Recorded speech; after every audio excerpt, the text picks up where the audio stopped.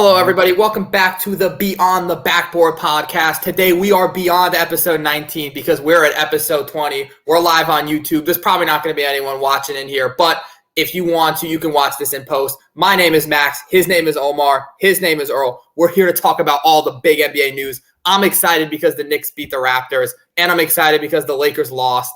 And I'm also just excited because it's a good time in the NBA. We got the trade deadline coming up. We got All-Star Weekend coming up. DeJounte Murray's probably going to get traded as we're recording this podcast. It's all popping off, lads. And you know what's even crazier? What's even crazier is that he might go to the Knicks or he might go to the Lakers. Live so reaction. Makes it even funnier. Live reaction could be gone on this podcast. But as we start things off, how have y'all's weeks been? Earl, we can start with you because I know you've had a bad week as a Lakers fan. But that's every week, so. I didn't go that far. Damn. They had a relatively good week. Didn't you guys catch a dub this week? Got blown out by Brooklyn. That too. Yeah. I don't know what to say about that one. Yeah. Sorry, I was watching a Lonnie Walker thing on Y'all need to bring Lonnie back. Why'd y'all let Lonnie go to begin with? We couldn't afford him at the time. What, he got a big head? That's when we were on the Russ Westbrook contract. We didn't have any money, so yeah, Lakers land, it's interesting. I feel like it's a lot of lows right now, but our lows don't compare to a lot of organizations in the world. We're still in a pretty good place.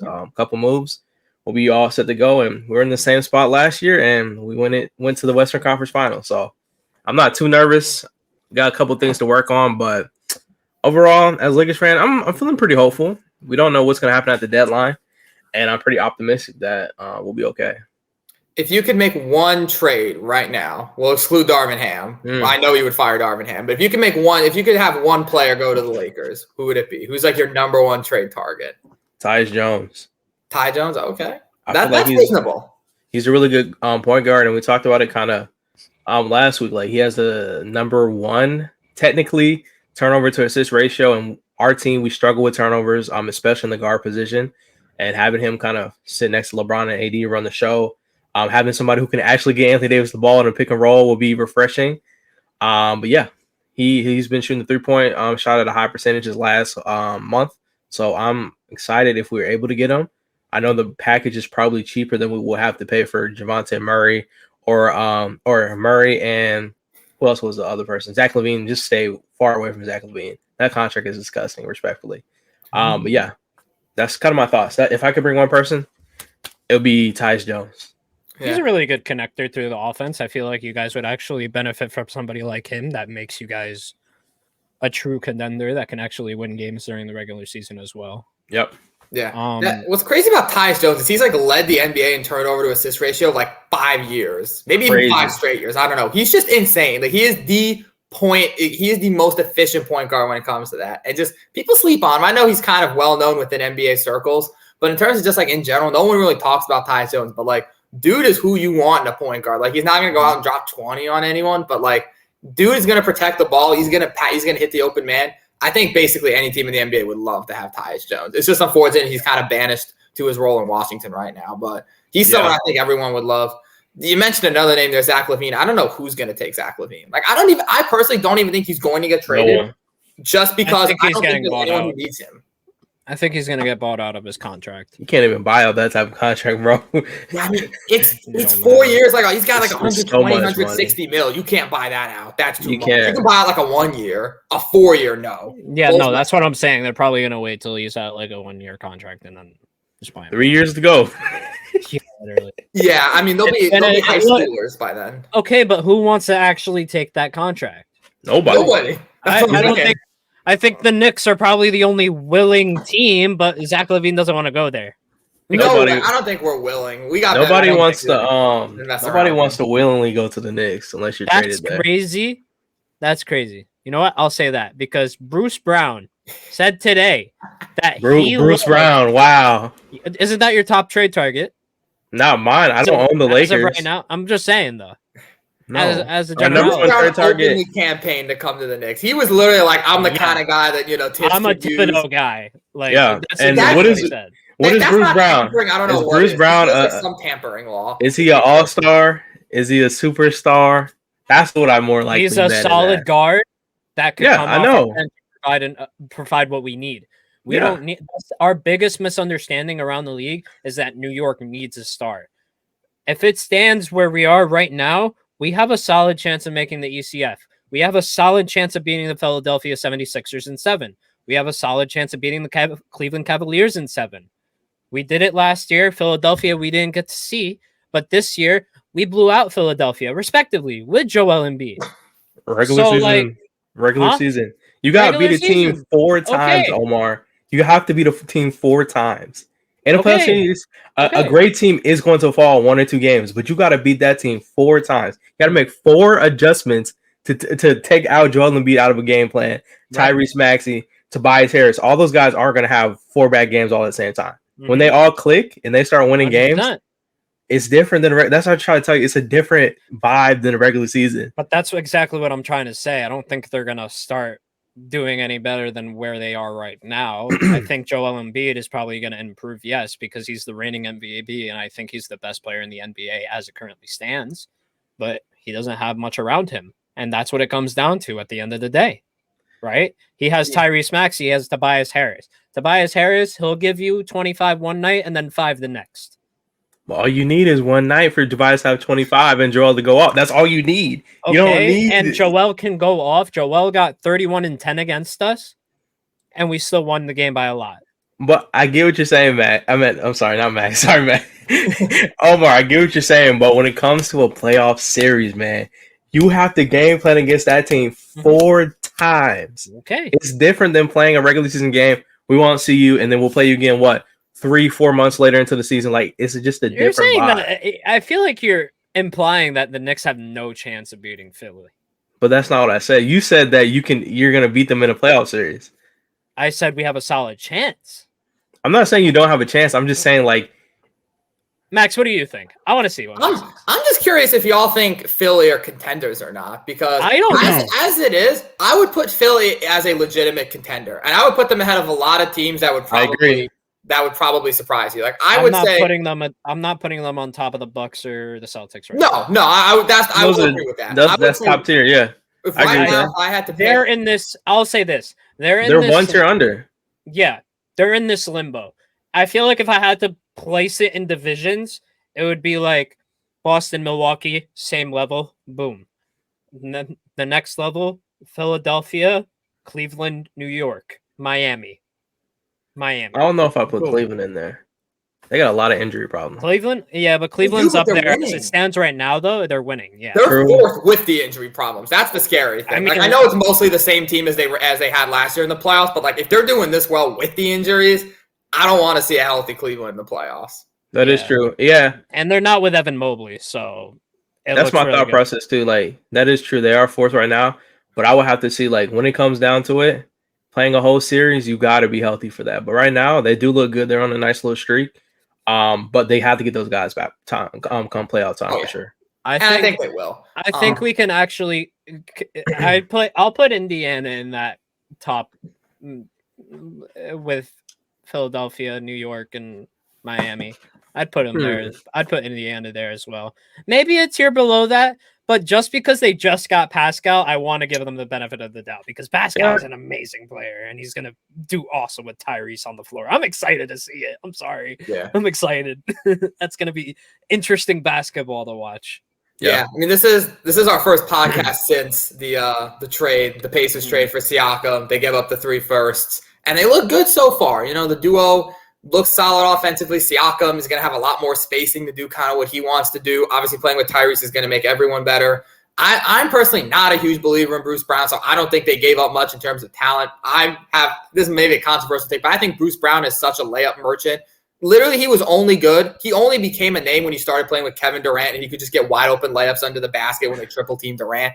And then he just goes to Denver and plays with a generational passer in Jokic that would just set him up every single possession. And then he goes to Indiana and gets to play with Tyrese Halliburton. So, like, Bruce Brown without, like, a legitimate superstar, all-time great passer next to him, I don't feel like he's that much. I feel like he's about to go to Toronto or whatever team he goes to and gets exposed. This will probably age terribly when he comes to the Knicks, and I'm rooting for him. But, like, I think Bruce Brown is quite literally a layup merchant. Like, this is Bruce Brown's whole game. It's just this and this. Maybe he'll do, like, a little reverse layup once in a while. But, like, he's got. I don't think he's got a bag. I think he's way overrated for the amount of hype that people give him. I don't know what y'all think about that, but I'm a bit of a Bruce Brown. I don't want to say hater, but I think people overrate how good he is. I don't think he's never really done much without like a generational player to set him up because he has no offensive bag whatsoever. Yeah. I feel like personally, I don't know. I just feel like his value wise, I think everybody wouldn't mind having a Bruce Brown on their team, like on a championship roster. I think that's the one key. He has 20 mil, I would mind. At 20 mil a year, I would mind. I mean, I'm just saying, like as far as his defense and what he brings to the table. One thing I do agree, I think the contract is a little high. That's why I said I don't think it makes sense for our timetable to trade for him because we'll have to give up a D'Lo or a Reese for that type of player, and I just don't think that's what we need. But on that mid-level exception, I think a lot of teams would have went for him. I think we're one of those teams, of course. On that contract, he's a great defender. If you give him, he's a great defender. 4. But he plays good defense. Like I'm not gonna knock his defense. Like he's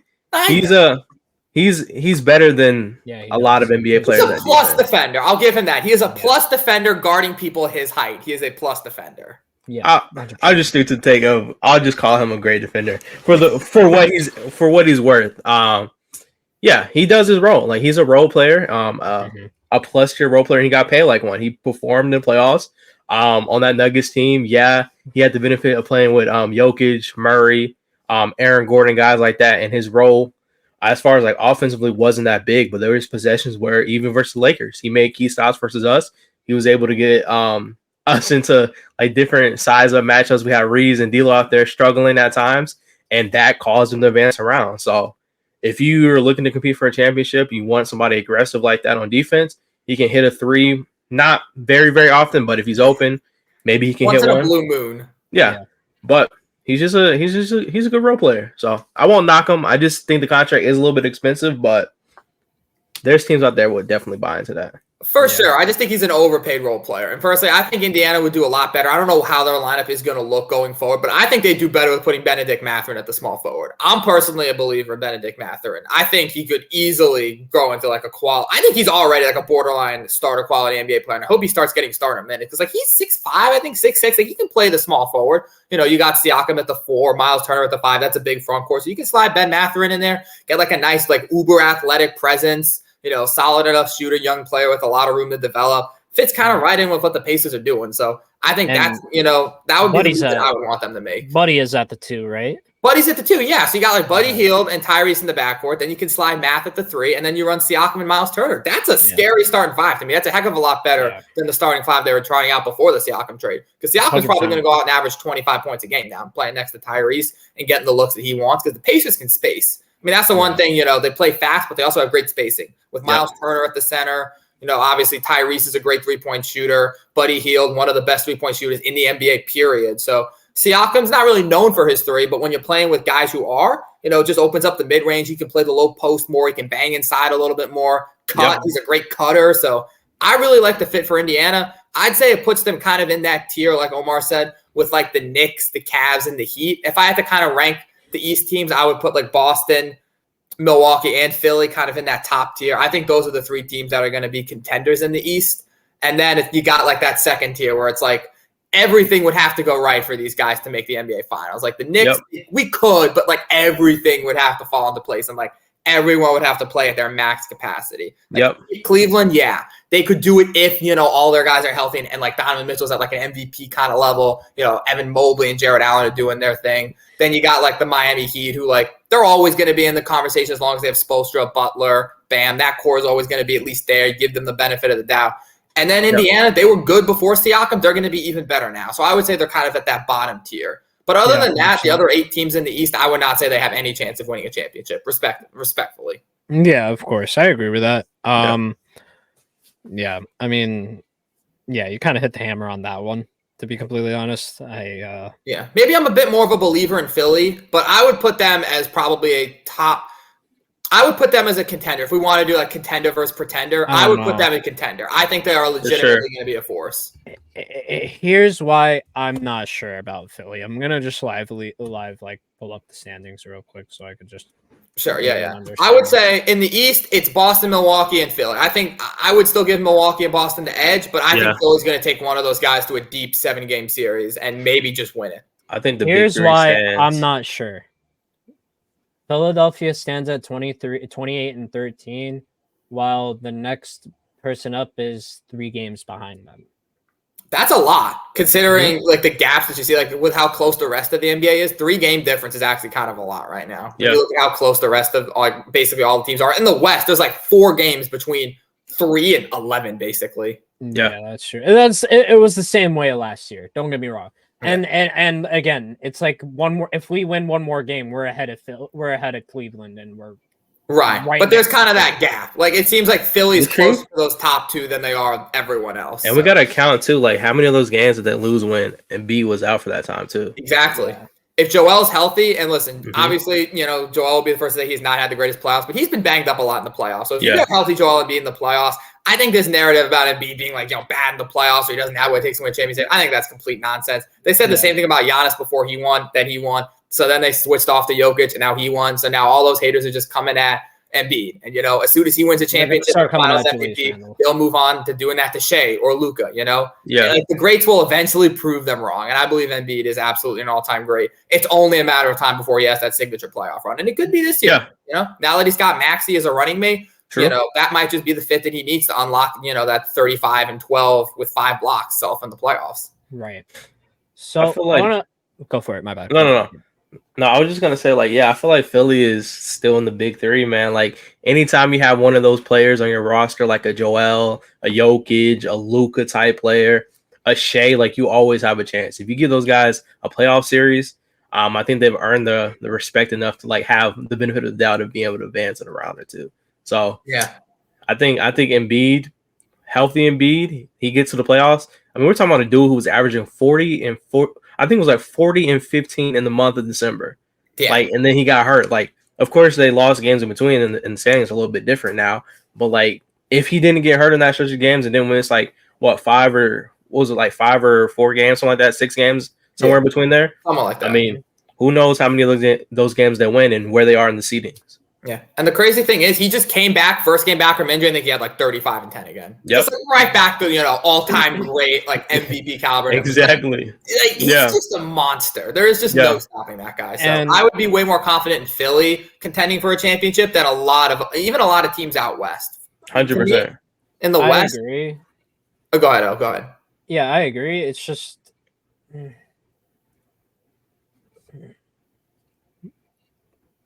they lack something. You know what I mean? They don't have the proven experience. I'll give you that. The one thing they don't have is that, they haven't been to a conference finals or an NBA finals like Boston or Milwaukee has. But they've been in the playoffs enough to where I think they're better.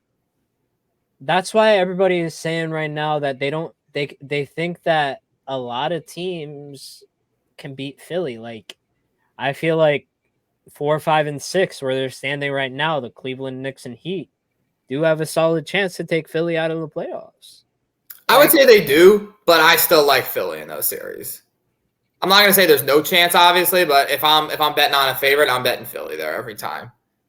None of those teams have you can't forget about how the Pacers could play against them as well, The Pacers are just a wild card in the East because, if they play, I guarantee you one thing: Milwaukee does not want to see them in the first round because, for whatever reason, the Pacers just beat Milwaukee every single time they play. I don't know what it is. They're too fast for them. They just don't have it. I guess that's it. They just have Milwaukee's number. I don't know if that'll be different now that they have Siakam. It might be even better. They might just blow Milwaukee out the water. So, they could just come out and flame in the first round. They could come out and unseat a Milwaukee in the first round, and you just don't know what you're going to get from them. I feel that's what happened with Miami. That's why everybody thought they were going to get blown out, and they mollywopped them.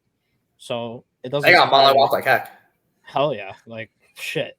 Miami just got was for 3 games too, right? Or was it Miami just got Murray the other night too? Yeah, Miami just got Murray the other night. Yeah, 2 teams got Murray back to back. They did back to back. It that saved DeJounte's Atlanta career. Yeah, Murray's on fire. Murray definitely does not want to get traded for some reason. I feel like he's still I don't know. I mean, he's a really good player. His contract is really valuable, and I think he can be. I feel like he can be better than Trey if he was by himself. I just feel like they just don't work together. They both have the same type of role. They're both dominant point guards. That's what they're supposed to be doing. You seen on the Spurs, he was playing so good. Like Max mentioned the other, I think like last week. Yeah. He was playing so good. They had to trade him because they were winning games they weren't supposed to be winning. And that's how they were able to go get Wemby and stuff like that. He's a great point guard. It's just, you see them together. Trae Young and Murray just don't have that chemistry, and that's okay. Like, they can both thrive on different teams. And I think that's what the Hawks are trying to come to that decision to trade one of those guys, and they have to trade Murray, man. You really have to just stick with Trae Young. I feel like he's younger. He's a proven scorer, playmaker, no matter what people say. He's able to do both of those things. And you just got to build around that and Jalen Johnson right now. So I think Murray, they'll get some type of package from him, regardless of what team it is, that fits well. I think they just need to trade for like a natural two guard, in my opinion. Like, if they're going to make any type of deal, they need somebody who's good at playing that two guard position, and maybe like maybe another big if they decide to trade Capella, start Big O, and let him do his thing. So I think that's kind of the direction they have to go in. Yeah. I would agree with that. Can I just give a quick shout out to the Utah Jazz for just playing absolutely amazing basketball as of late? Like, Utah has just dragged themselves from like the ugly depths of the West and being surrounded by like the Portlands and the Memphises of the world. They're now legitimately not just in like the playoff picture, like they're in the hunt to get a top 6 seed. Like, they're, sorry, Earl, ahead of the Lakers right now. They're 9th in the West. They're like, 2 games back of being in a locked-in playoff spot, and they've been playing fabulous. Like, Lowry, he was out for a while, I know, and that's when they were really taking a nosedive when Lowry was out, but he's back and playing great basketball. Chris Dunn is, like, untapping potential we forgot he had. Like, back when he and Lowry were on the Bulls, they were, like, the 7th and 8th guys. Now you got Chris Dunn playing great defense. He's getting, like, a ton of assists. You know, Colin Sexton's had a really good season. He's playing really well. They took Taylor Horton-Tucker out of the rotation, and they got 10 times better. Like, Utah's just been playing really well. Like, Will Hardy, I think that's the name of their coach. Will Hardy has these guys playing great basketball right now. Definitely. So, I'll say this. I've seen it before, Max. I can't be fooled twice, Max. I need to see this in March in the season. Max, this is the same thing that happened last year. Same exact spot. Jazz killing it. I need them to see it. No, they were in first at one point. That's why we were thinking, but they were all the way from the top. The fall off was insane. Like I said it before, I won't ever underestimate the Jazz again. I said that last season because they're a really great team when they act like they know how to play basketball. But at some point in the season, a switch is just flipped and things just go bad. Hopefully it's not this season. I really want to see a lot of these younger teams get a chance to go on playoff runs, build experience. Like, it's good for the NBA. It's good to grow that brand in basketball. Maybe you'll have more people trying to go to Utah. Probably not. I mean, but like, it just creates that type of environment. Like, you got to show that you can win, and it brings attention to your organization, especially for a small market team. So it's good for the NBA. But my message to the Jazz is keep it up, man. If you want to be competitive in the Wild Wild West, you got to show up. You got to keep that spot, and you got to make it and contain it all the way to the playoffs, because you don't want to be a playing team. There's only a few dogs who can make it out the play-in and make playoff runs. Lakers, even though we shouldn't be there in the first place. But it takes a lot. You got to win out twice. You can't lose. And then you got to play a fully rested playoff team the next round. And those guys are ready to go at you. And 9 times out of 10, it's a top 1, 2, 3 seed. So it's a lot of work. So for the Jazz, I would challenge them to secure a playoff spot and have one of those teams from the bottom try to play them. And maybe they can sneak around. But I really am happy with the Jazz and what they've been doing. That's a good thing to bring up. Do we think it's realistic for them to get a top 6 seed? Like, do y'all think that should be on the cards? Or is it really just like, if they even make the play and like that's a successful season? Because like, I was thinking of them as like, guaranteed 13th seed, maybe even below San Antonio. Like, I did not think because this whole thing started because they wanted to rebuild, right? So they're not even supposed to really be in this situation. True. They got the picks and they got the talent now, so they're in a weird mix. Not gonna lie to you. Yeah. Like, they got all the picks from the Mitchell, Rudy Gobert stuff. Like, they're in a really great spot. They have a whole lot of draft picks. They have a lot of great tradable assets too. Whenever they want to make trades, they can make trades. Like, they're in a weird spot, like in between rebuild, but we have really decent players that the NBA world kind of covets, like all around the league. Who doesn't want a Jordan Clarkson? Who doesn't want a Marketing? Like, people want these guys. I won't say the same for John Collins, respectfully. I forgot he was on the Jazz until I watched the game. But we don't talk about John Collins. Because Jalen Johnson is just a better version of him. Way better, bro. I'm telling y'all, when we had that conversation, Jalen Johnson is what the Hawks thought John Collins would be. No ego, better playmaker, better rebounder, better defender, just a natural scorer. So Hawks really that might be the Hawks' best move they made in the last couple of years. After Trae Young was trading John Collins for Rudy Gay in a second. That was really because he would have never. Jalen Johnson would have never played this much minutes if John Collins was still in the roster right now. He would have never got a chance. I'm a believer in addition by subtraction, so that could be a thing. But yeah, shout out Utah. They've just been playing great, and the fact that we're even talking about them right now as a team that could like be ahead of Phoenix and Golden State and the Lakers, is insane to me. We talk about Utah more than we do the Timberwolves. Speaking of who's been playing great, last time I came on this podcast, I took a shit on Julius Randle. Oh, here we go. He has one good game back, and now he's back on the wagon. It's not about that, though. It's not about that. Are you talking about the hug between him and No, Brunson? Come on. We're an actual basketball podcast. We're not going to talk about him. We're not going to talk about them hugging and looking. I'm just saying that's what Knicks fans love. Hey, Randall's just wholesome. When he's got his son, I will say his son with the post game is wholesome. Oh yeah, for sure. Listen, I saw him. Yes, just turning the ball over a lot. I will say that. But it wasn't on the stupid shot selection. He wasn't worried about taking the shot as much. As far as what I saw last night, he wasn't worried about it.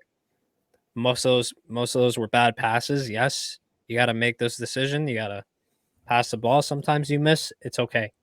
You got to move on with the play. And that's just what happened last night. I was just happy to see it. You know what? I was just happy to see it because it showed me that it at least is possible. Yes, because it wasn't about him taking shots last night. Nah, you know what? He had a triple-double and we blew him out. So I'm not. It doesn't even have to be like a high number for it to be a triple-double. Like he could do and he said earlier, on the game after, the post game after that, he said he felt great. He said he felt amazing about it, even though he didn't get 20 points, even though he grabbed 14 rebounds and grabbed 10 assists. That's amazing for him. I think that's great. I hope we see more of this, Randall. We probably won't, though. I'm not holding out hope. It was one game. But you know what? One game is better than nothing. And that was the best game I've seen him play all year. So I'm sure we'll just go right back down to reality the next game. But I will still say I wish we saw more of this. I hope we see more of this. That's why I had to go get my boy Randall back. My favorite NBA player had to come back home. Man. I don't even want to talk about the freaking welcome home, Randall. I don't even want to talk about the monopoly you absolutely have on this league. Stop it. I'm not even a top 3 team in the league, bro. Yeah, you are. I'm really not. I feel like our fantasy league is so shambles because there's half the league has all the talent and then the bottom half is either inactive or has nobody. All I'm saying is whoever gets Brennan's roster next year, they're going to be blessed. That's true. One of our dudes is inactive, but he has a really good team. So yeah, right? He does have I feel like everybody who's been kind of – side note, guys, we're just talking about fantasy. Yeah, but we have a fantasy league. The league is in a really good place. I'll say that. Mm-hmm. It's in a really good place. It's active. Because it's active. It's everybody's arguing. We're getting a lot. It's so fun. Yeah. We're the real trade. Our league ramps up at the trade deadline just we had special appearances this week. Oh, yeah. Shout out to the Pauls and Emily's of the world. Hey, look, though. I'll say this, though. If anybody's ever interested in pulling up to the league, we got you. Sorry, there's a motorcycle on over here. We will have spots this offseason. We will have spots this offseason. If you're interested, apply. We got you. I will be doing. No, I will have a form. I will have a form. You gonna do a form? Yeah. I will have a form. Are we gonna have to fill it out? No, because we still don't know who Shams is, and that's the great mystery. Name required. Absolutely. Guy incognito. Austin Pines, but first name, last name is what it starts off with. Hell yeah. But yeah, back to some NBA stuff. Yeah, for sure. Looking at the standings are looking pretty. They've been pretty consistent. I think Dallas has dropped a couple spots in the standings. New Orleans has honestly been impressive. They're kind of putting themselves up there in that 4 or 5 conversation. Sacramento still looks solid. I think Sacramento definitely could be a team to watch at the deadline in terms of making trades because they're in that realm of they're close, they're just not quite there yet. But I could totally see them trying to move Herter or maybe even like a Keegan Murray. If they can get like a proven star to kind of accelerate this like process, they might just want to say, you know what, we'll cash in our Keegan Murray chips right now and go get ourselves a third All-Star to put next. Yeah, they would have done that with Pascal if that was the case. That is true. You could the fact that they missed Pascal, I think Pascal would have been a great fit for them. I know we talked about how good he is in Indy, but he would have been a great fit in Sacramento as well. I feel like the reports are somewhat off, right? So the reports are stating that it fell through because Pascal was saying that he wouldn't re-sign with them. Which, yeah, you know what? That's a fair reason, but I also think they're lying a little bit. Nobody wants to play for Sacramento. I also think it's because they wanted Keegan Murray and they didn't want to put him in because Keegan Murray is really good and he's a cornerstone for that franchise. So I wouldn't be surprised if they don't move him at all. Yeah. You know who I think? I said this guy should have gone to Sacramento in the darn offseason, and now he's in trade rumors again. So I feel like this could be the chance to, make right on his first mistake. I think Kuzma in Sacramento would be awesome. Like they're looking for that kind of guy. Just spark plug, 20 points. He doesn't have to play, a heck of a lot of defense. Sacramento's not really a defensive oriented team. Obviously Mike Brown does the best. I think his defensive scheme is good, but they don't really have great individual defenders. They're kind of similar to Indiana, A lot of people last year applauded Sacramento for having, this great offense, this fast-paced offense, and they showed. They took Golden State, a good team, into 7 games in the playoffs, and, they wound up with the 3 seed. So I feel like Kuzma could fit into that 4 spot right there, keep doing what he's got to been doing. He doesn't have to put up, 85 in a game for them to win like he does on Washington, but he can go just be that third guy behind, the Fox and Sabonis. And he's never going to be an all-star, but he could be a very solid third piece. Kind of like what Tobias Harris is doing right now in Philadelphia. I feel like he could carve. Yeah. Obviously, they're different players, but in terms of role and production, I feel like Kuzma could carve himself out a very solid niche of that Sacramento team. And they could definitely make a run in the playoffs. Sacramento, if they got Kuzma, could absolutely see them winning a playoff series this year. And that would be huge for that franchise, considering what they didn't make the playoffs to begin with for 16 years. And now we're talking about them as a team that could go to the second round. Like, that's awesome for Sacramento. Yeah. Yeah. Kind of feels like the Knicks. In a little bit, yeah. In a weird way. I love the Knicks. No, you don't. You hate them with all your heart. I don't hate anybody or anything right now. I'm in a good space. I don't even want to talk about the times you just take to just giant shit on the Knicks. All those times I remember. It wouldn't be worth the time or effort. You already did it. We got All-Star Weekend coming up as well. Do y'all have any hot All-Star takes, guys you think this should be in that won't make it, or guys that will make it that shouldn't be in there? Any reactions to the third list of voting? The voting list came out. They're basically the same. The third returns are probably always going to be the same as the second. So Lakers overrepresented as always, but what else is new? I do think Jalen Brunson will overtake Tyrese Maxey, but I think he'll just not a chance. Or something. Yeah, definitely. You think he's going to overtake him in All-Star votes? Yeah. Okay. If it would have happened, it would have already happened. I think Jalen will make it. You guys have to look at the numbers difference. It's only like 32,000 off. And let me look at the third return. It was slowly decreasing. So he might. Do you have a link to it right now? The last round of voting, which I'm actually going to do right now. So why don't you also look up the voting returns? But he's going to look up the voting returns. 100%. I don't know. Is Tyrese an All-Star this year? I don't know. Yeah, no, he's number 1. He's definitely going to the All-Star game. Like, there's no You'd doubt. say he's a lock. Yeah, no, he's a lock. He's number 1. He's a lock. Like, I think he's pretty much as lock as you can say in the locked NBA world, if I'm being honest. Literally, bro. I think everybody thinks that Tyrese deserves to be an All-Star. Really? Yes. Am I just sleeping on Tyrese? You are, bro. He's number 1 in the NBA in assists, and he's averaging like 25 a game. Is he really? Damn. Maybe I'm he averages he averages 13 assists a game, Max. Wow, that is good. But it's like, all right, are you taking Dame out for him? Yes. Yes. Really? Yeah. Yeah. Tyrese over Dame? I gotta go look at it. It took Dame a while to kind of get going. That is true. It did. Tyrese started from day 1 of the season. I'll say this. I feel like the East goes like this. I feel like it's Tyrese, Jalen Brunson, Trae Young, Dame. Nah, Trae Young's definitely Wait a second. I should have clarified. I meant Tyrese Maxey. Oh, no. I'm talking about Tyrese clarified. Halliburton. My bad. Sorry, because we were talking about like Jalen Brunson, Tyrese Maxey. I'm sorry. That's you have me totally confused. Yeah, I was like, wait a second, is Tyrese Maxey really averaging 13 assists a game? I'm like, when did this happen?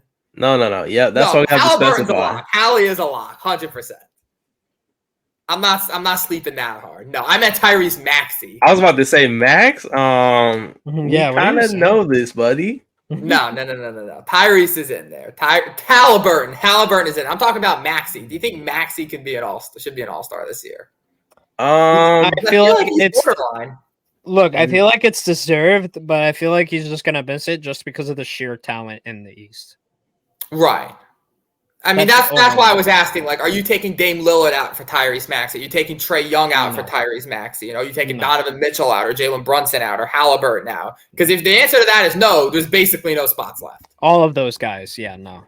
Every single one, even Trae Young.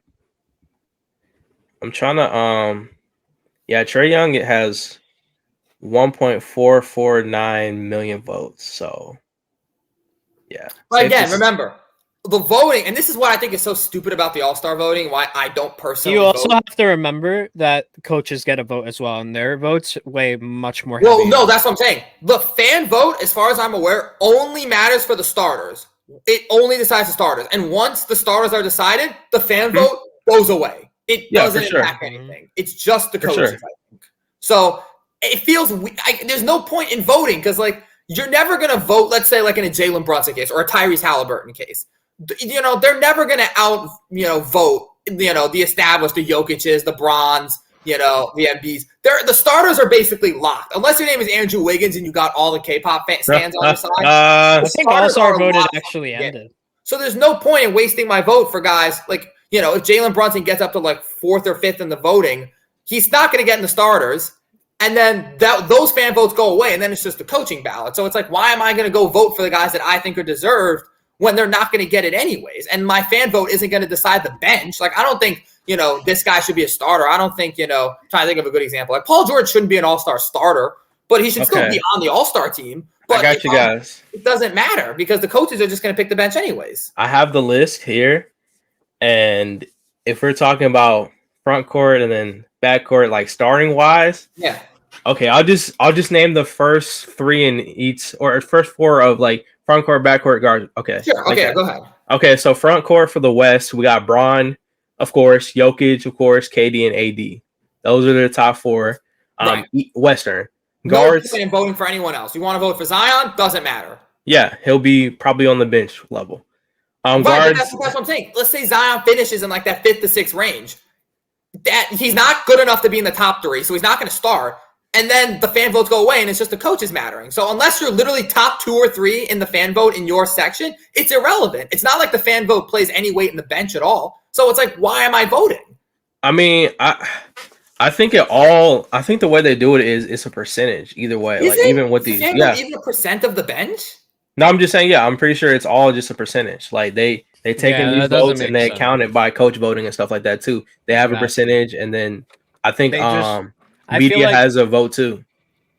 But it's all like weighted. I think we have 10%. I think of what? The bench or starters? Everything. I think in general of voting, because obviously I feel like everybody that's selected to be a starter is eventually going to be elected to the bench. Like, it's not like that's not going to happen. No, but what I'm saying is, like, I thought the starters were 100% decided by fan vote. I have no idea on that, if I'm being honest. But I will say, I'm trying to figure this out. If we're talking about guards, since O wanted to bring that up again, I'll just read some of the East guards. Yeah. Number 1 in guards on the East is Tyrese Halliburton, and number 2 is going to be Trae Young. Then after that is Dame, Donovan Mitchell, Tyrese Maxey, Jalen Brunson after that, Derek White, LaMelo, Drew Holiday, and DeMar. And those bottom guys probably aren't going to sniff the All-Star game, respectfully. It's probably going to be Tyrese, Trae, Dame, Donovan Mitchell, and either Tyrese or Jalen Brunson. That's probably where they're going to stop this. So the fan vote is 50%. Oh, okay. The player vote is 25%. Okay. And then the media vote is another 25%. All right, so Trae Young's of the starters. And then it says the 7 reserves per conference will be selected by the head coaches. Okay. So fan vote does not. It says fans, NBA players, and okay. So here's what it says: fans, NBA players, and media are participate in selecting an NBA All-Star Game starters. Players and media can only submit one ballot. Reserves are voted by the 30 head coaches. Okay, that's cool. So that's my point. Our vote only impacts the starters. And again, unless your name is Andrew Wiggins, the starters are basically a foregone conclusion. The place where the fan vote should matter is the bench, the fringe guys who, like the 50-50, those where our fan vote should matter. But it doesn't, because the fan vote is just, the bench is just the coaches. So why am I going to go put, a fringe guy like a Jalen Brunson or a Tyrese Maxey or a Zion or a Domantas Sabonis? Why am I going to go vote for them when we know they're not making the starters? And that's my the thing. fan vote has no impact on the bench. It feels pointless. I feel like nothing is really pointless. It's really if it came down to it, and there was a whole bunch of Jalen Brunson fans in the world, and they all voted consistently every single day, the vote returns will come back with a high number. That's just the fact. But that's not going to happen. Like I said, unless it's like an Andrew Wiggins scenario. No, I'm saying that's what I'm saying. Like if you have the votes, you have the votes. Basically, the starters is just like a popularity contest. Guys who have the most young fans around the world who go out there and submit a bunch of votes. That's basically what it is. That's what it's always been. Right, but I feel like as a fan, I want to be able to vote. Like Bron is going to be in there no matter what. Jokic is going to be in there no matter what. Like you said, the KDs, they're going to be there no matter what. As a fan, I'm not worried about them missing the game. I'm worried about the guys who I think won't get a lot of attention, but should be in the game. That should be the point of the fan vote, is for the underrated guys. But it doesn't matter because the underrated guys are never going to outseat the top ones. And then the bench where the underrated guys should be get decided by the coaches. I have an interesting question for you guys. What's up? So do you remember that situation that took place a couple of years ago where a whole nation decided to vote on one person? Yes, Wiggins. That's what I'm saying. That's the only time you'll ever see this work is when you get an entire population. You're wrong. Respectfully, of course. You're wrong. Okay. And you know why you're wrong? Because I'm talking about Zaza Pachulia. And then they kicked him out. And then they kicked him out. No, they kicked him out of the All-Star game in general because they felt like he didn't deserve it. I don't remember this. He didn't get the votes.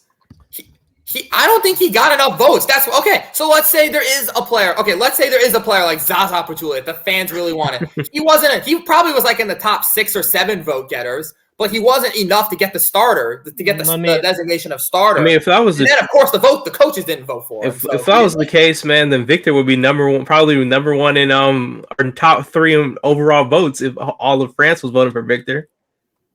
But that's just not the case right now. He's 7th? I don't know what overall total. And he's not going to be a starter. But he's not going to make the All-Star game, period. Even though a bunch of people think he should. Sure. That's what I'm saying. It's a flawed system.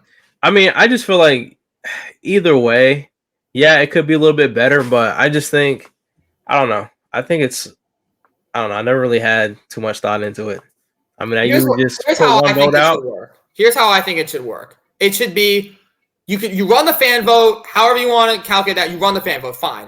The head coaches and let's say the GMs, players, whatever, and the media, that circle. You have those guys decide the 10 all-star players. They pick the first 10 spots, 1 through 10. You can have them do their starters and their bench. So let me say this, because 2017, this is Ben Golliver in 2017.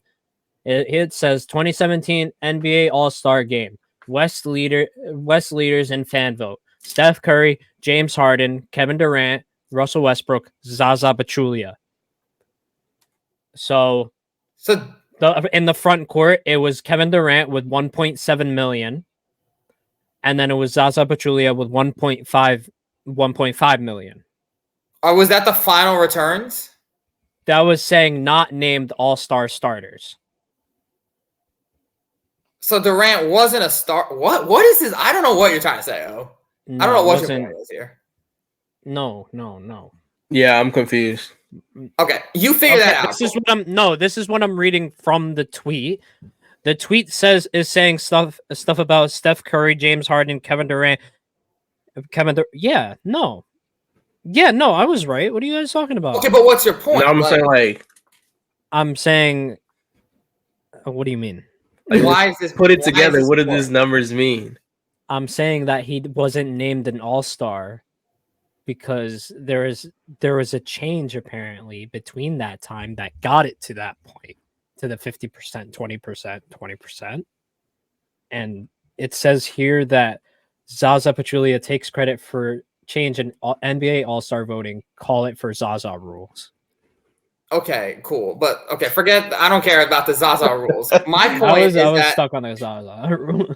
My point is that I think they could have the NBA, the players and the media and the coaches should be mostly the coaches and the GMs. Yeah. I think that's who are most intact. But you can have the players and have them decide the top 10. Okay, those are the top 10 that are locked in, and then to decide the last 2 spots in each conference, they should go to the most voted players that were not locked in by, that were not already pre-selected by the coaches. So let's say Zion Williamson, winds up, I don't know, 7th in the fan vote. Let's just say he winds up 7th.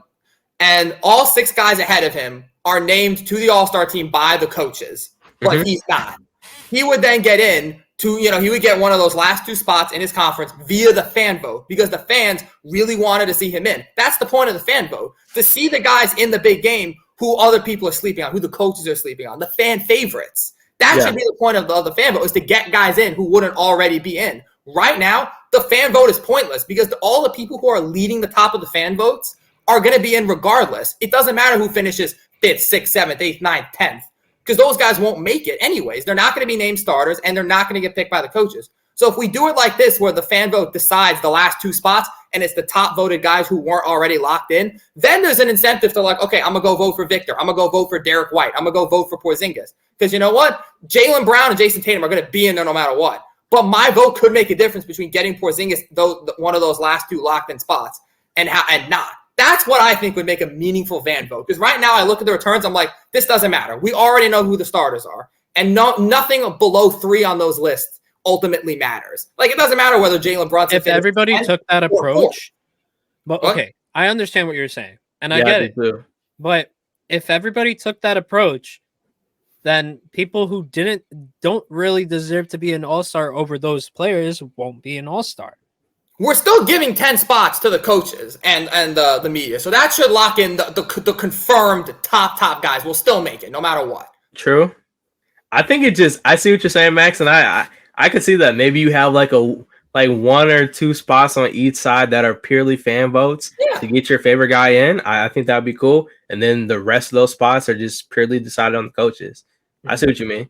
Yeah, but I feel like when you start going more than that, then it starts to get into the troll range. Yeah, no, 100%. I would even be down for 1 spot. If you wanted to just have them name 11 and there's 1 fan vote per conference, I'd even be fine with that. But, you know, it's just like, if I'm going to sit down and make my ballot right now, okay, I could vote for Braun and Jokic and, Giannis, but they're going to be in there no matter what. I could vote for, Brunson, Mikal Bridges, Zion. Those are just names I keep using, but the fringe all-star guys. But I'm like, well, those votes are never going to out-accumulate the top guys. And as soon as the top guys are chosen, the fan vote becomes irrelevant. It's just the coaches who decide the bench. Yep. So what is my point of voting? If we did it this way, where it's, you let, the majority is picked by the coaches, and then the fan vote are just the top voted remaining guys. Someone who finishes 9th or 10th in voting, there's a reason to vote for those guys who are going to finish 9th or 10th or 11th or 12th in voting. Because depending on the other ones, that might be what gets them into the game. And ultimately, that's what the fan vote is. Every fan knows that, KD is good enough to be in the All-Star game. Why are we voting on him? And that's what I'm saying. I'm sorry to take up so much of this episode on this rant, but this has made me upset for so long that this is how the NBA does the All-Star vote. It just makes me mad, and everyone's like, oh, go vote for your favorite player. Go vote for Julius Randle and Jalen Brunson. I'm like, bro, we're not getting them in the starters anyways. It doesn't matter. They're never going to start, and as soon as, the starters are picked, it doesn't matter anymore. Our votes literally do not matter. I can see that. As a Knicks fan. Yeah. But any team. I'm sure there's a ton of teams that have players. Take a team out west. Look at Chet. Let's say Thunder fans want to get Chet in the game. They have no chance of getting Chet in the game unless he's going to go out and beat KD and Braun. You're telling me Chet's going to beat Braun in votes? No. That's his only way to get to the All-Star game. But if we do my system, maybe Chet could be, 10th, 11th, 12th and get in via, he's the highest voted guy that wasn't picked by the coaches. It gives an incentive for these fan bases to vote for their fringe all-stars. I feel you, Max. I really do. I got you. I know I'm probably preaching to the choir, but like, it's been my pet peeve for the longest time. It just makes the lead up to All-Star Weekend feel irrelevant with the fan vote. And they're doing like 3-for-1 days. I'm like, guys, y'all are missing the problem. You can vote as much as you want. We're not changing anything unless you get an entire country of Korea behind Andrew Wiggins. That's it. That's what it takes. If you really love your player, you'll sacrifice everything to get him to the All-Star game. That's the only thing. Put up flyers around the city, man. Text every group 17 times a day. If you want your guy Jalen Brunson and Julius Randle to get in there, you got to put in the work, man. Got to put in the dedication. If you want Brunson voted in, if you want your Brunson vote to matter, he has to beat Halliburton and Donovan Mitchell and Damian Lillard, which respectfully is just not happening. And it's like, you don't even get to vote for a bench. That's another thing. You don't get to vote for the bench. You only vote for the starters. Like, if I want to put Brunson in my ballot, that means I'm picking him over two guards who are clearly more qualified than him. But I only get, I'm only voting for the starters. So I can't like designate like, okay, I think this guy should be a bench player. I mean, I'm sure he'll be on the bench. Though. Oh, he will. No, he will. Brunson's the guy I'm sure. Will be in there. I'm just using him as like an example as a Knicks fan. Like, it's those guys where it's like, they should come off the bench. But my choice as a fan to vote for him is either vote him over Tyrese Halliburton, which I shouldn't do, or just don't vote for him at all. But it doesn't even matter either way because of the stupid voting system. So it's just a cluster. It really is just a cluster. I see your point, but again, I just have to. I wish Jalen Brunson was a bit higher. I'm not gonna say I don't, but Trae Young, I feel it. Trae Young, shit. Sorry. Yeah, exactly. Well, but Trae Young's probably not gonna start. Trae Young probably won't start. He might. I guess he might. If he's top two in guards, then I think there's going to be a lot of coaches in the NBA that don't end up voting for him. He's going to be a starter, so he doesn't need to vote. Yeah, there you go. There's another example. Trae Young, okay, but you have to understand that if the coaches hold a vendetta against him, bang, he's done because he's not going to start. Yeah. All I'm saying is I feel like there's a lot of coaches in the NBA that will end up not voting for Trae Young. I think a lot of people in the NBA. That's where the fan votes come in. He's already got, if it's 50% on fan votes, he's already number 2 in guards and fan votes anyway. So whatever happens after that, it kind of already outweighs. That 25% can weigh high though. I mean, we don't know what the coaches are going to vote. Half of that 50. Right. Half of your thing with Trae Young is you just don't like him, but you can't ignore the stats. I don't think he's a win player, but he's number. It's not about that's not what All-Star Weekend is, bro. It's about what you bring as an individual. Oh, that's another thing. I'm sorry. Can I rant again real quick? That's another thing that upsets me in hell. I hate it when people say this team deserves 2 All-Stars because they're number 1 in the conference, or this team should have 2 It's not All-Stars. about that. Yeah. I hate that. It is an All-Star game. I want to see the All-Star players. The rest of the season, we can applaud Minnesota for being the number 1 seed. And Karl Anthony Towns and Rudy Gobert will reap the benefits of being the number 1 seed when it comes to playoff time. In the All-Star game, it is an individual performance. We should not be handing out flyers to guys who are the 2nd or 3rd best players on top teams in the conference. Minnesota will be represented All-Star Weekend by Anthony Edwards. Edwards only.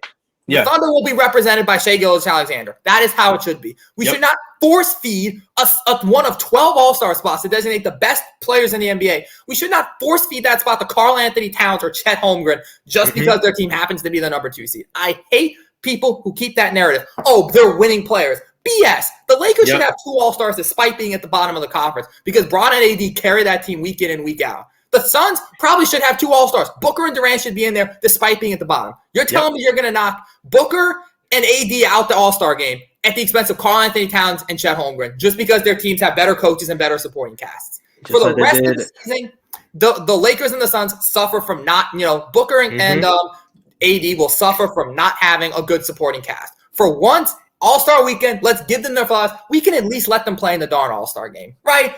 Thank you. Max is speaking facts. Thank you. Last year, they tried to bring up the argument that Jaren Jackson played more. He played 2 more games, and Anthony Davis beat him in every statistical category except for blocks. And they said that's why he was in opposed to Anthony Davis. I don't want to hear that. Nobody wants to watch Jaren Jackson Jr. Exactly. He did nothing. He doesn't bring anything as an individual, offensive-minded player. That's what All-Star Weekend is, offensive bag. People forget when Anthony Edwards was on the Pelicans and it was an All-Star game and he put up 50 points because it was fun to watch. He was shooting threes, he was doing dunks. He's just that guy. I think he owns 2 of the highest scoring things in the All-Star Weekend. He's the guy you want around during those type of games. It's just fact. It should be the All-Star game should be the best statistical players in the NBA right now. It should be the top 25 players in the NBA, basically, because it's 12 per conference. So if you're a top 25 NBA player, you should be in the All-Star game, regardless of where your team is in the standings. Trae Young should be in there, even though the Hawks are terrible right now. I don't want to hear Derek White, who's the 5th best player on Boston, getting in there because Boston's the number 1 seed. Bro, that's cool. But Boston should have 1, maybe 2 All-Stars. It should be Tatum, maybe Brown, maybe. But there's so many other talented guys in there that I would put over Brown. So it's like, just because the Celtics are the 1 seed doesn't mean that they just inherently deserve this. This is All-Star weekend. It's about the players. It's not about the teams. So this, I'm sorry, I've just hijacked this episode. This is my All-Star rant episode. Fix All-Star weekend. Thank you for coming. I love that. Thank you. Speaking of facts, nobody wants to see Derek White in the All-Star game. No offense to Derek White. Great player. He's going to contribute a lot to that championship run. The All-Star weekend, we want to see the bag. Like, that was so fun when we seen Curry versus, like, Curry going up, pulling for 3. And then on the other side, Trae Young was pulling up these 3. Like, we want to see stuff like that. Damian Lillard, like, all those guys, we want them in the All-Star game. They bring a fun value to it. Legitimate question. Will Curry be in the All-Star game because of how bad Golden State is? Will that keep him out the All-Star game? 100% he'll be in. No, he'll be in for sure. Like, it's just, like you said, it's about the player. At times, you got to separate records and stuff. That's not what it's about. And shout out to Tyrese Halliburton, too, because isn't the All-Star games in Indiana, right? Yeah. Yo, so shout out to him not being a charity vote. He earned his way to being an All-Star starter in his city, bro. In his city, he did a great job. So, because he could have been a thing where it's like, oh, we have to let one in because they're there. That's where the All-Star game is. But he earned his way in as a key player to the All-Star game. So shout out to Tyrese, man. Tyrese, yeah. And while I'm on an All-Star rant, can I just a couple more things? I'll just throw this in there. Fix the dunk contest. I don't know how you can convince players. Okay, you know what? I have to. You know what? I have to agree with that. And you know why?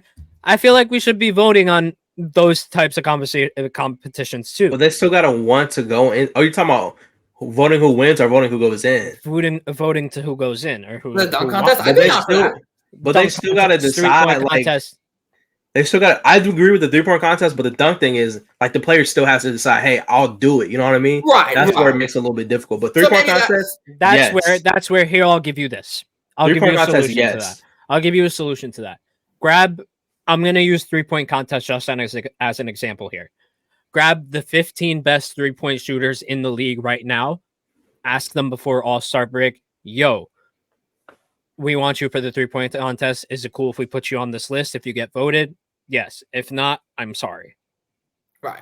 3-point, I think 3-point's easier because there's a legitimate like 3-point numbers. You keep track of that. You can just go by percentage. It really should just be the best percentage guy. Some years there's guys that like shoot a great percentage. Like Isaiah Joe, I know he's not the biggest name. That guy should be in the darn 3-point contest. He is one of the best. Oh my God. This year could be crazy. Like, but I doubt, is Isaiah Joe even going to be in there because nobody knows who he is? So y'all want to know who the leaders are? And 3-point percentage? Yes. Y'all want the top it's five? Isaiah Joe and probably someone else. No, bro. It's crazy. Top 5. Number 1 is Grayson Allen. Okay. What's he shooting? For 48%. He should be in there. He's shooting damn near Lonnie Walker is number 2 at 47%. Aaron Naismith is number 3. Malik Beasley, Kevin Durant, and then you got Jalen Williams, Norman Powell, Doug McDermott, Kawhi at 9, and Mike Conley at 10. Okay, that may have thrown a wrench in my plans because that's what I'm saying. Because I thought Jalen would actually be there. I'm not gonna lie. Brunson's probably close. Brunson, yeah, he's 14. Okay. So maybe you do like he's under Big Purr based on percentage. He's under Big Purr. Yeah. You heard Karl-Anthony Towns best big man shooter of all time, of course. Self-proclaimed. Self-proclaimed is insane. To be fair, maybe maybe you go by percentage, but with a minimum amount of shots per game. Like if you set that minimum amount of shots, like what are most of those guys averaging per game in terms of makes? Okay, as far as you're talking about attempts per game? Let's say makes per game. What's like the top guys averaging and what's some of their makes per game? I can tell you how many they told. It tells you like totals in period. Like it says, okay. As far as like 3-point goals made, Grayson Allen has 100 made. Lonnie has 56 made. Aaron Naismith has that's attempted. He has 79 made. Beasley has 116. Like Kevin Durant has 75. So I guess if you want to go by how many they made, like and then calculate the percentages, you can do like that too. Yeah, so maybe we do okay, there's a minimum amount of threes per game that you have to average as well to be eligible. But there's ways to do it. Dunk contest, I'm okay with fan voting because there's no way to tell. We need to bring back the dunk contest, make it great again. Find some way to get the stars out there to compete. If you just put some money on the line, players will always go out for money. You put, $500K on the line, you put $1 million on the line, the good guys will show up, I think. It's really hard. It's really hard to tell because Paul George has 141 made, but his percentage is lower than some of these guys on here. You know what I mean? Okay, so maybe, you find some formula to look at, percentage versus that's kind of way to reward shots taken, no? You divide the shots made by the shots taken, and you get a true percentage. That's what the percentage is. For whatever reason, NBA.com doesn't have. No, I'm just saying, that's the percentage. They tell you the percent, and they just tell you how many they made. Yeah, there's not 3-pointers per game, but you can get that on Basketball Reference. The NBA has access to all for sure. Yeah. And just for our final topic for today, I have a report that came out 10 minutes ago. The Raptors are expected to trade their last part of their championship squad. Chris Boucher. No, not Chris. Conversation is that? Oh my bad. Okay. Damn, I mean, look, we know he's not a big piece, right? Nah, he's giant. Next thing Omar's gonna ask me is, what do you think he's gonna go for? No, I'm not gonna say that. Where do you guys think he's gonna go? No, a club soda and a sandwich from Publix. No. One more thing. There should be a horse contest in the All-Star. Here we go. 100%. There should be a horse contest. Watching NBA, they used to do that at halftime. I think in the 80s or something. You'd have Bird playing horse against somebody. It'd be crazy. Oh, tell me that would not be fun to have the best players do a 1v1. What did you think he said? That would be awesome. What you think? You're gonna laugh at my answer. What? And thank you guys for joining. No, I'm just playing. Join us on this very special episode of Beyond the Backboard, episode 20. Yep. We made it to the big 2-0. We got a lot of fun. To 100. 100%. We got a lot of fun stuff coming this year. We're excited for everybody who likes, comments, shares. We appreciate you guys watching. Subscribe, please. And make sure you subscribe. We'll be coming on this channel every single week. Hopefully you guys enjoyed, and we will catch you guys next time. On the flippity flip, we shall catch you. Molly Whopper. Wow.